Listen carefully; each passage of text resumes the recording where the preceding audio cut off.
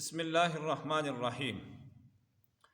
اب نماز سے متعلق احادیث شروع کرتے ہیں، تفصیل کے ساتھ آپ سماعت فرمائیے۔ سب سے پہلے نماز کا بنیادی طور پر خاکہ، اس کی جامع فضیلت ہم آپ کے سامنے ذکر کرتے ہیں کہ نماز کی دین اسلام کے اندر کیا مقام و مرتبہ ہے۔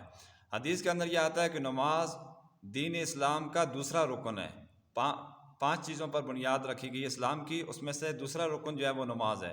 دوسری حدیث مبارکہ کے اندر یہ آتا ہے کہ جو بندہ نماز کی پابندی کرتا ہے اللہ تعالیٰ اس کو 5 انعام عطا فرماتے ہیں۔ یرفع عنہ ضیق العیش، نمبر 1 روزی کی پریشانی اس سے دور کر دی جاتی ہے۔ نمبر 2 عذاب قبر اس سے ہٹا دیا جاتا ہے جو نماز کی پابندی کرتا ہے۔ نمبر 3 پلسرات پر سے بغیر بجلی کی طرح گزر جائے گا۔ پلسرات 1500 سال کا راستہ ہے، اندازہ لگائیے نیچے جہنم ہے، بال سے زیادہ باریک ہے، تلوار سے زیادہ تیز ہے، اور 500 سال اترائیے، 500 سال چڑھائیے، 500 سال سیدھا ہے، تو اس کے اوپر سے نماز کی برکت سے بندہ پاس ہو سکتا ہے، اور 5ویں نمبر پر بغیر حساب کتاب کے وہ جنت میں جائے گا۔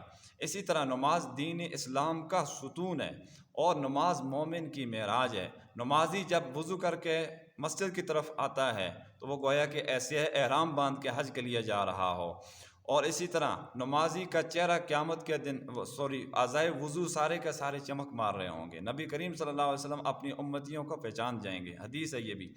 تو یہ جو نماز ہے یہ شیطان کا منہ کالا کرتی ہے، اللہ تعالیٰ کے خزانوں سے براہ راست لینے کا ذریعہ ہے۔ نماز جو ہے یہ اللہ تعالیٰ سے مناجات ہے۔ نبی کریم صلی اللہ علیہ وسلم کو جب بھی مشکل امر پیش آتا آپ صلی اللہ علیہ وسلم فوراً نماز کی طرف متوجہ ہوتے۔ اللہ تعالیٰ کا ارشاد مبارک ہے، یا ایھا الذین آمنوا استعینوا بالصبر والصلاۃ، اے اہل ایمان، اے وہ لوگوں جو ایمان لا چکے ہو، نماز کے ذریعے سے اور صبر کے ذریعے سے مدد مانگو۔